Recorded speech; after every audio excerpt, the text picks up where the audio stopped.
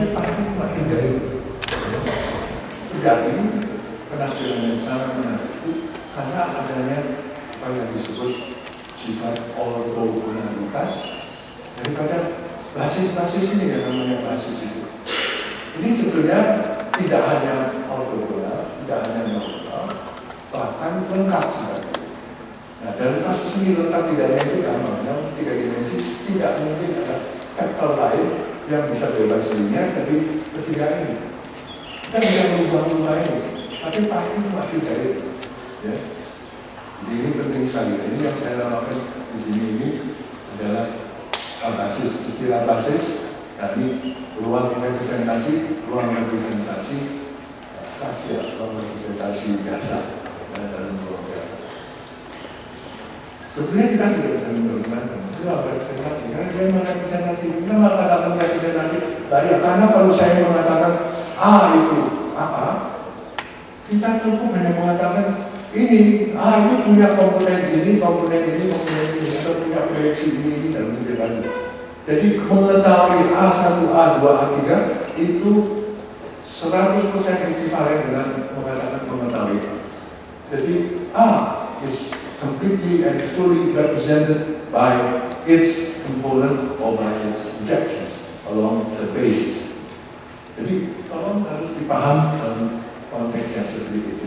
Jadi nggak cuma ya ingat rumus ini nanti dengan melakukan manipulasi. Manipulasinya tentu menjadi misalnya untuk vektor posisi atau ini nanti ada lagi mungkin nggak tahu saya. Lupa gitu. Berikutnya mungkin sudah ini. Jadi dari satu vektor itu punya komponen vektor posisi seperti ini, vektor posisi lalu pergeseran ini nggak penting. Oke, berikutnya mungkin. Ini lebih lanjut dalam notasi lain. Saya kira ini mungkin tidak perlu ya. Jadi kita lihat sekarang kalau dengan sistem representasi ini, manipulasi matematik yang tadinya itu dengan gambar, sekarang bisa dituangkan dalam angka-angka. Ini semuanya kuantitatif, angka berapa besar panjangnya ini kemudian semua. Jadi yang mau saya tekankan itu dengan adanya representasi yang namanya koordinat, operasi vektor, ya, operasi adalah vektor menjadi terreduksi menjadi operasi besaran skala. Itu yang penting sekali, itu yang tidak jarang ditekankan. Nanti saya akan tunjukkan dalam kasus yang lebih rumit itu makin menonjol. Oke, berikutnya, ini notasi-notasi itu ya bagi mereka yang kuliah yang sudah paham. Nah, selain itu juga ada sistem koordinasi linear yang mempunyai basisnya sekarang di sini adalah ini, atau di sini juga bisa. Ini sebetulnya tetap ortogonal basisnya ini, ortonormal. itu bukan karena nama saya itu berakhir dengan tapi karena ortonormal. Nah, seringkali juga dengan itu, seperti dulu kelompok kita itu namanya fish mode. Itu saya juga sempat bertanya, karena pertama kali kan munculkan nama itu Pak Darminto itu. Saya bilang, Dan, ini dari mana itu? Bahkan nama bapak MUT. Nah itu tanya sama Pak Darminto dari mana dia inspirasinya, saya juga tapi tak ada. Nah ini sebenarnya juga tetap ortonormal. Bedanya dari sistem desain adalah di sini basis ini tidak konstan. Kalau titik ini berubah, ini akan berubah. Basis ini akan berubah. Jadi ada untungnya karena di sini dia menjadi bisa memanfaatkan simetri-simetrisnya, sehingga misalnya vektor posisi itu cukup bisa ditampilkan dengan dua vektor saja. Ya. Tapi nanti waktu kita mau melakukan diferensiasi, ya, itu menjadi ini. Tapi ada keuntungan tertentu yang memaksa kita harus menggunakan sistem koordinat ini dalam hal tertentu. Ya, jadi tidak terbatas ini. Saya akan kalau sempat tadi nggak lupa saya akan tekan. Oke, berikutnya tentu adalah sistem koordinat bola yang sama. Di sini bedanya itu ketiga basis ini meskipun tetap ortonormal, tetapi tidak lagi konstan. Semuanya bisa berubah dengan posisi. Jadi orang tanya, ya ada keuntungan ini kok rumit gitu? Ya memang nggak ada di dunia ini ada satu hukum alam yang sangat penting. suatu hukum alam yang mengatakan ada dua hal yang selalu konstan. Misalnya, kita kalau punya tenaga yang besar, saya mengangkat batu besar yang untuk membangun piramid, angkat saja, taruh satu, langsung piramid jadi dari berapa hari. Tapi kita nggak kuat, terpaksa kita harus bikin papan miring, lalu batu yang besar itu diseret. Jadi apa yang kita korbankan? Kalau kita bisa yang tenaganya besar, kalau tenaga besar, kita angkat cepat. Kalau tidak bisa, ya kita terpaksa harus mengorbankan waktunya. Jadi kedua itu selalu harus tidak bisa, orang bilang menang sendiri itu, maunya menang semuanya tidak bisa. Ya. Banyak contoh itu dalam kuliah saya suka kasih contoh seperti itu. Ini coba saudara yang kalau dalam kita bilang bola itu hanya satu saja. Ya, hanya satu. Jadi kelihatan ada kesederhanaan, tapi sebenarnya saya katakan karena koordinatnya ini berubah dengan posisi, tentu juga harus ada yang dibayar. Oke, berikutnya. Nah, sekarang saya mulai masuk ke dalam representasi fungsi. Jadi basisnya basis ruang representasi fungsi. Nah, ini sedikit lain. Di sini ini kita juga sebenarnya kenal dalam kuliah ini semua ada. Fourier, saya nggak pernah dari Fourier. Mungkin kan, kalau orang fisika pasti kenal. Bukannya orang fisika, orang elektro, orang matematik, apalagi. Apa sebetulnya ini? Kalau dia berupa fungsinya periodik, maka saya bisa mendapatkan ini dalam bentuk ini. Saya ambil yang kompleks saja, karena nanti saya pakai dalam kegiatan kalau dua kali saya ngomong. Jadi, nah ini saudara, basis ini basis saudara. Karena semua fungsinya periodik itu dalam T, dalam hal itu bisa saya dapatkan dari ini. Jadi ini fungsinya seperti basis yang tadi. Dengan kata lain, saya tahu ini. Kalau saya tahu ini, sebenarnya kalau saya tahu ini semuanya, berarti saya tahu ini. Ini representasinya secara lengkap. Ya. Dan ini sifatnya ortonormal, bahkan dia bersifat komplit. Jadi betul-betul memenuhi syarat sebagai suatu basis yang komplit dan ortonormal. Nah, apa gunanya ini? Gunanya ini tentu kalau bisa lihat, nanti mungkin setelah ini harus sebelum ini. Berikutnya adalah saya takut waktunya habis ini. Nah, ini saya katakan, ini bisa dikatakan superposisi linear dari ini dalam basis, ini dalam basis yang dipakai oleh T. Atau juga bisa dibaca sebagai komponen-komponen atau proyeksi ini pada basis ini. Ya. Nah, perhatikan di sini bahwa sebetulnya fungsi yang tadi saya katakan basis itu, ini ada aspek baru yang ingin saya masuk. Nah, ini yang bisa masuk dalam indisi dan fungsi. Ini kalau saya perhatikan sebenarnya dia adalah solusi daripada persamaan diferensial ini.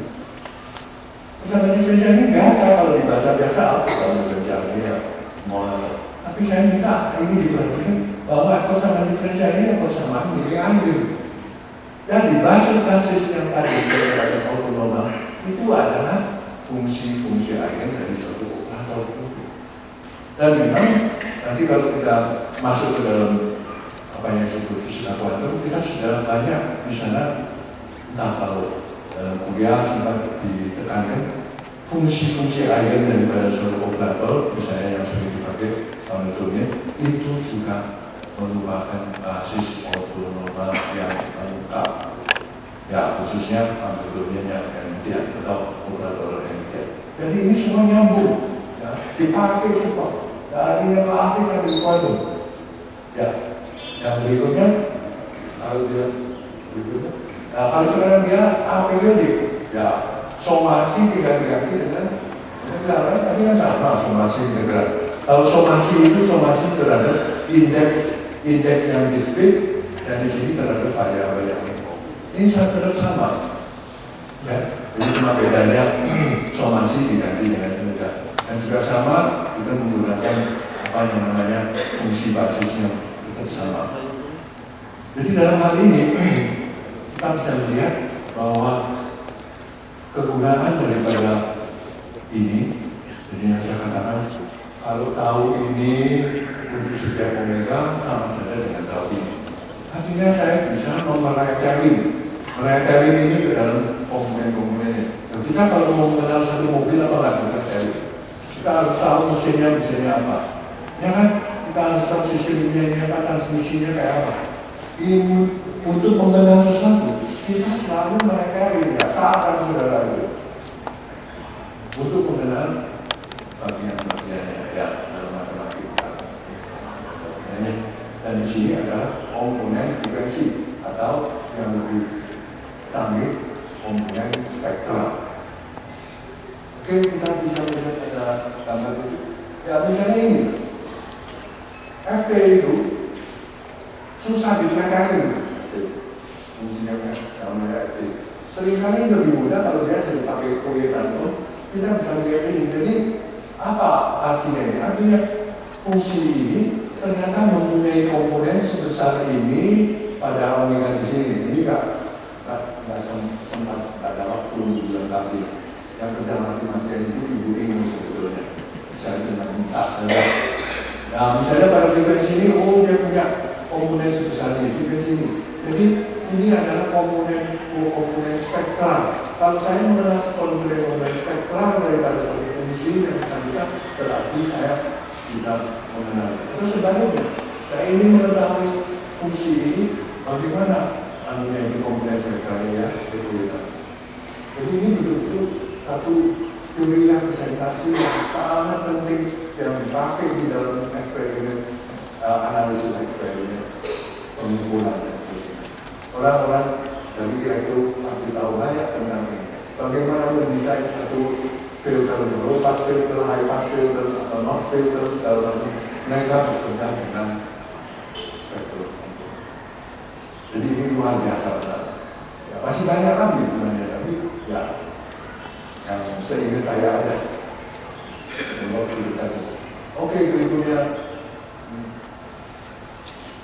Nah ini fungsinya, kalau fungsi yang tadi mungkin masih dianggap belum mencakup fungsi yang dipakai. Fisika banyak pakai ini. Jadi Pak Arif mengingatkan saya, ini Pak, fungsi Bessel banyak dipakai orang, mungkin dia nggak tahu kalau ini sebetulnya basis. Ya, fungsi Bessel basis. Fungsi Bessel itu juga merupakan solusi daripada satu persamaan agen.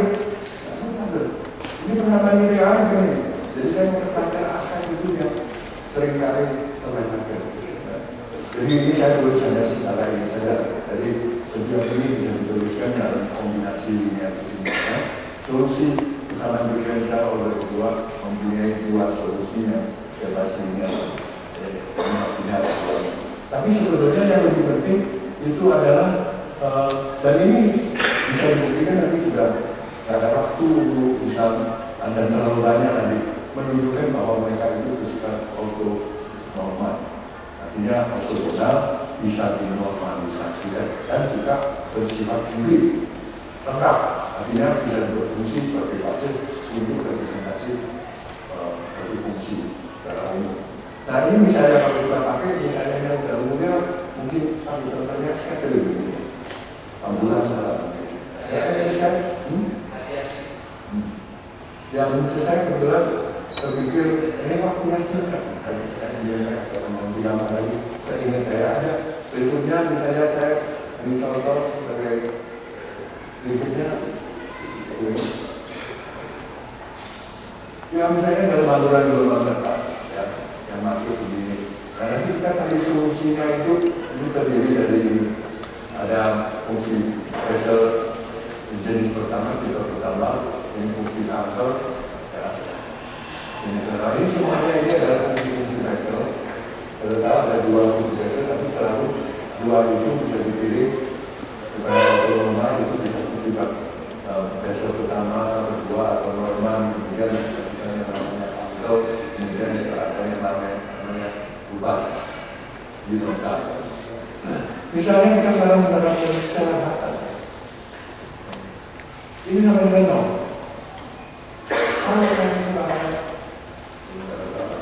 Kalau saya sekarang mempunyai persamaan misalnya X plus Y sama dengan 0. Misalnya, tidak mungkin kita mengatakan X sama dengan 0, Y sama dengan 0. Ya kan? Apalagi X plus Y plus Z sama, mana bisa, ini jumlah banyak gitu. Tapi kalau ini 0, langsung bisa katakan ini berlaku untuk setiap M. Setiap M itu masing-masing M itu berkaitan dengan satu basis. Nah sekarang saya ingin ingatkan, kalau kita menuliskan vektor A sama dengan A1 plus A2, A3. Kalau A sama dengan 0, langsung kita bisa katakan A1 0, A2 0, A3. Kenapa? Karena A1, A2, A3 itu adalah komponen dari basisnya ortonormal dan lengkap. Ini sama, ini kan yang dikatakan apa ini koefisien ini kan koefisien yang berkaitan dengan basis. Jadi kalau ini berdasarkan dengan 0, langsung saya bisa katakan ini sama dengan ini gitu. Ini basisnya. Jadi langsung untuk setiap M saya bisa tuliskan hubungan yang sangat sederhana. Jadi penggunaan pengertian basis ortonormal itu sangat-sangat besar. Kalau tidak setengah mati kita untuk menyelesaikan persoalan ini. Oke, berikutnya. Oh ini sampai ke kuantum juga. Ya, ini saya cuma mau menunjukkan bahwa pengertian ini berlaku untuk semuanya. Tapi mungkin membosankan, saya cuma secara sepintas saja. Kuantum juga sama. Kita mengenal adanya fungsi basis, misalnya atom hidrogen, fungsi basisnya semacam ini. Maka kita bisa, misalnya berikutnya misalnya untuk N sama dengan 2. Jadi untuk mereka yang sudah mengenal tentang katakanlah spektrum atom hidrogen, kalau N sama dengan 2 kita tahu R-nya bisa 2 bisa 1. Ini sebetulnya 2 ini. L sampai L-1. Ini saya bisa serius. Pokoknya kita bisa lihat bahwa ini bisa membentuk satu basis, dan basis itu ini N sama dengan 3. Ini ternyata kalau kita mau menggunakan teori grup di sini, nah ini untuk aspek baru lagi. Jadi kalau kita bicara tentang ruang basis, lalu kita juga mengatakan sistemnya itu mempunyai simetri tertentu, maka dengan bantuan simetri itu ruang representasi yang besar, yang kadang-kadang besar seperti yang tadi itu tak ingat, itu bisa dipecah-pecah menjadi ruang representasi yang terbatasi. Ya. Nah ini memudahkan tentu manipulasi matematika, tapi juga mempunyai dampak yang sangat bermanfaat dalam analisis spektroskopik. Jadi ada bagi mereka yang pernah ikut kuliah fisika modern, semuanya pernah mendengar apa yang disebut seleksi itu, kaidah seleksi. Kaidah seleksi itu mengatakan transisi ini, misalnya transisi ini dari sini ke sini, dari sini ke sini, di sini, atau dari sini ke sini, itu ada yang bisa, ada yang nggak bisa, ada yang dilarang, ada yang dilarang. Nah itu semuanya nanti bisa berkaitan dengan katakanlah spesifikasi keadaan kuantum menurut representasi simetri dari sistem yang bersangkutan. Kalimat depannya. Oke, saya kira ini sudah mulai membosankan ya. Terus ternyata koordinat kalau ditarik-tarik panjang banget ini. Tapi memang begitu harusnya. Artinya itu. Kenapa? Gimana? Iya. Ya, dan juga orang terpecah-pecah. Di sini kan nggak terpecah-pecah. Waktu tetap pulang. Sekarang yang kedua, yang juga sangat mendasar dalam fisika itu adalah perubahan konsep penggunaan. Ini penting karena saya sudah katakan ilmu fisika itu dalam memahami alam itu, merumuskan hukum-hukum dan sebagainya itu selalu harus berpijak pada pengertian bahwa experiment is the highest authority of truth. Bukan pengadilan yang jadi the highest authority of truth. Pengadilan bergantung pada pintar bersilat bidangnya pengacara. Kalau di sini Pak, there is no compromise. Itu eksperimen is the highest authority. Jadi kita harus bicara tentang pengukuran. Nah, ada pengertian pengukuran yang sangat penting. Selama ini kita selalu menganggap pengukuran itu dilakukan dengan koordinat-koordinat yang saya tadi tampilkan itu. Tapi itu semuanya statik loh. Kita asumsinya statik pertama. Kedua juga kita anggap kesalahan-kesalahan itu kalau diukur, dia tidak berubah. Mau diukur kapan, mau diukur dengan siapa, tetap sama. Nah, ini semuanya adalah konsep yang perlu dikatakan berhalus. Pertama adalah bagaimana kalau sistem koordinat kita ini bergerak. Kalau sistem koordinat kita bergerak, apakah masih sama hasil pengukurannya? Kita ambil contoh yang paling sederhana. Dalam kasus yang kecepatan rendah, yaitu seperti sehari-hari, kita mau mengukur panjang. Nah, itu susah. Kalau ini posisi ya. Ini misalnya koordinat ini yang aksen ini bergerak dengan kecepatan kita. Maka aksen yang diukur di koordinat ini itu akan menjadi x aksen sama dengan ini dikurangi dari VT. Tapi di sini kita selalu anggap T-nya itu tidak berubah.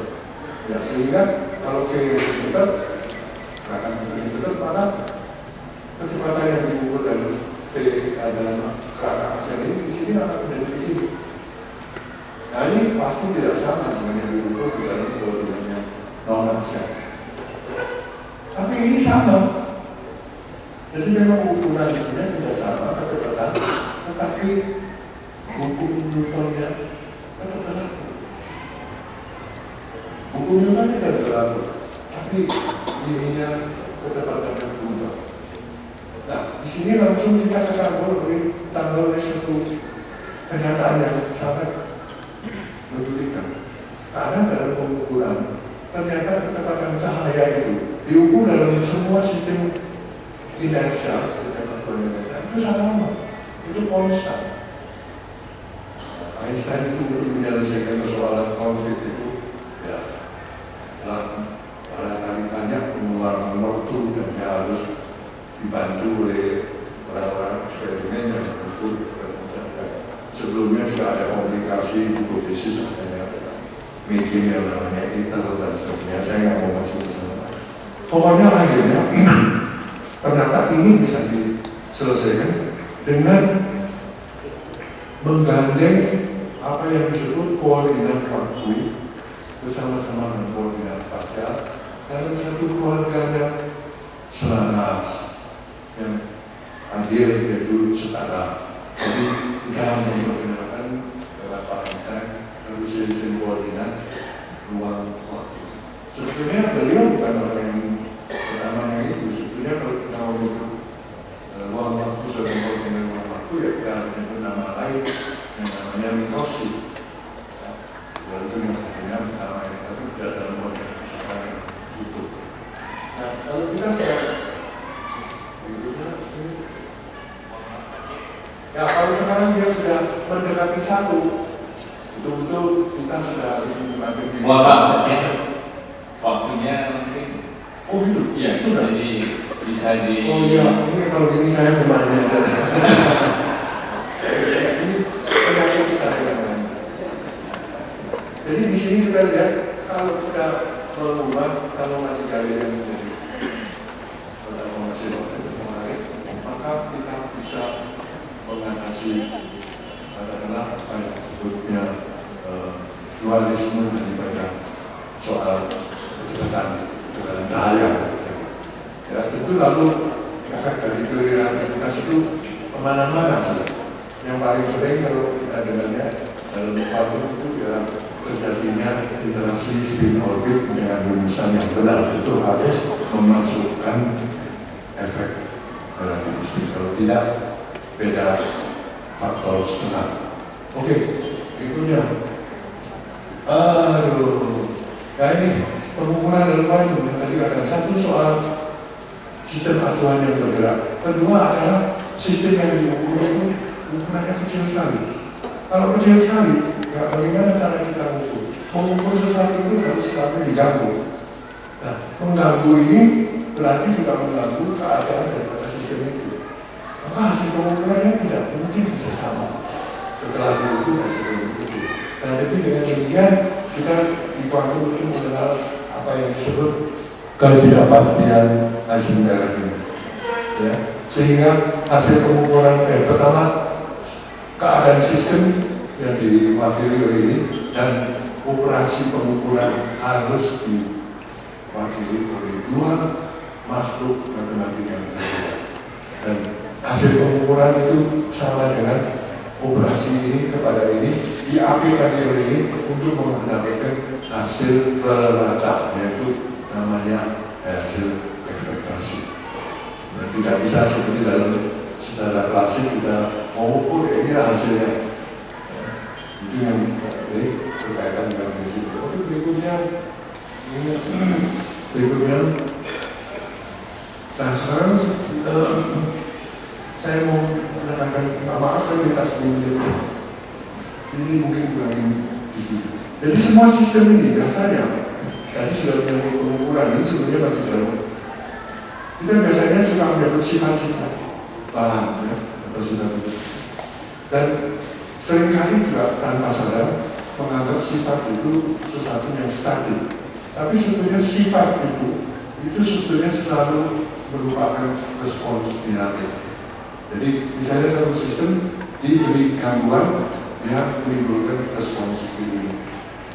Ya gampang banyak, misalnya diberi medan ini, konduktor diberi medan keluar arus. Ya. Nah manusia juga sama, ya, responsnya itu. Di sini saya katakan tadi kalau dari teman yang baik, pacar, hati, jadi harus diganggu-ganggu terus, dan dia responnya di mana?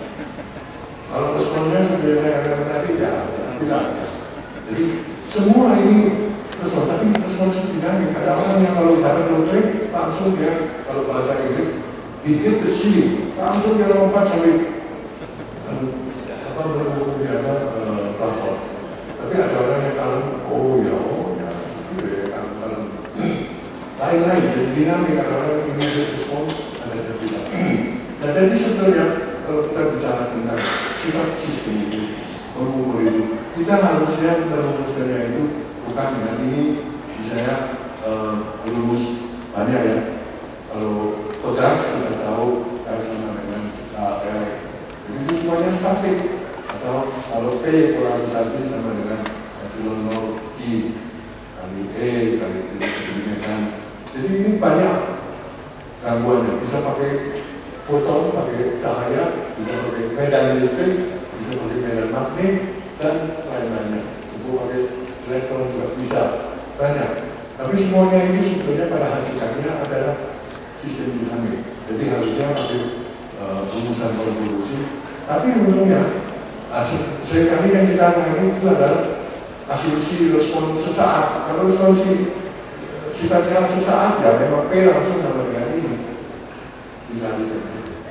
Tapi sebenarnya kalau tidak sesaat dan kita mau minta tolong dari Pak Fourier, itu bisa. Kita ambil Fourier transformnya, maka Fourier transform spektral komponen ini, itu dengan spektral komponen ini, itu juga merupakan hasil kalinya biasa. Nah, jadi ini sangat menguntungkan, sangat membantu kita dalam menganalisa respons. Ya. Jadi ini sekali lagi manfaatnya Fourier transform. Berikutnya, ini sekarang ini saya agak sebentar saja waktunya habis. Jadi sebetulnya semua itu di dalam semua kuliah kita sebenarnya banyak di sana itu tersirat pentingnya. Kalau di SMA dan sampai fisika dasar kita tekankan konstan, misalnya energinya konstan, momentum konstan. Padahal itu bisa dikaitkan dengan satu invarian terhadap transformasi tertentu. Nah kalau kita sudah mengatakan invarian terhadap ini berarti adanya grup transformasi. Nah kalau ada grup transformasi kita akan bicara tentang ruang representasi grup. Nah ruang representasi grup yang kita kenal adalah grup yang ruang waktu seperti Lorentz, Poincaré, atau juga kita mengenal ada simetri grup yang internal, ya ini yang ruang waktu yang bukan internal, yang space time, ini yang internal. Dan yang internal ini bisa adanya grup gauge yang global, ya, berkaitan dengan bilangan kuantum tertentu, misalnya invarian gauge global dalam elektromagnetik kita tahu berkaitan dengan konservasi muatan. Tapi juga ada simetrik gauge lokal. Nah ini adalah satu contoh luar biasa karena simetrik biasanya itu dikaitkan dengan sifat statik. Tapi kalau simetrik atau invarian gauge yang lokal, meskipun simetrik, teori simetrik, ini mempunyai dampak dinamik. Jadi misalnya dalam teori elektromagnetik itu adanya medan namanya vektor potensial vektor A, itu yang biasanya tidak seolah-olah diasumsikan sebagai gimmick matematik, sebetulnya itu memiliki makna yang sangat jauh. Itu adalah disebut medan gauge. Medan gauge ini adalah medan yang menyebabkan adanya interaksi antara kelistrikan dan kemagnetan dan interaksi antara dua sistem yang bermuatan. Ya. Dan ini bisa diperluas terus. Jadi ini betul-betul satu topik yang tadinya saya mau ngomong ini bukan untuk mahasiswa, tapi ya dalam caranya. Karena ini sedikit abstrak, tapi ini sangat penting dalam perkembangan berikutnya. Ya silakan berikutnya. Ini dekat-dekat akhir bisa. Jadi saya katakan ada upaya